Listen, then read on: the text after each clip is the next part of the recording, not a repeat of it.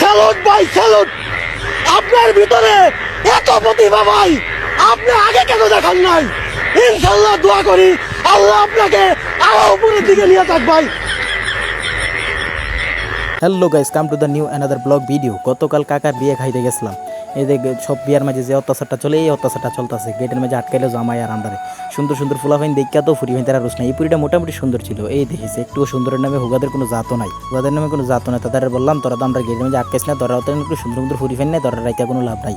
তোরা যদি কত টিয়া পয়সা সাজছে আমরা ধরে বললে দেয়, আমরা টিয়া পয়সা দিয়া দিই। টিয়া পয়সার তোর আমরা আবার কমতি নাই। তো বললো নাকি 10,000 টিয়া দিতে। তোরা গেলাম তো একটু কমে টমে রাখ, দিয়া দিলাম। এই যে জামাইরে দিতে আবার মালা ফরাইয়া জামেলার মাঝে এদের অনেক সুন্দর ইয়া করতেছে। তারা দিয়ে ফাইসালি বাসলি করছে, তাদের তোদেরকে আর দেখাইলাম না। এই যে দোষ শুরু করছে পুরা কাজ্যার মতো, পুরা জামেলা। এই তখন সকলতে মিলে একবার দেখ আমরা কতলা স্প্রে লয়ে গেছিলাম। এদিকে বোমার মতো এবার মানুষ করতেছে, নানান ধরনের অত্যাচার করতেছে। এদের পরিবেশ কিন্তু হুগাদা না দিস, তাই কিন্তু সুন্দর না। তাই আপনাদের ফলামিতে একবার সেট গাইয়ে দিছে।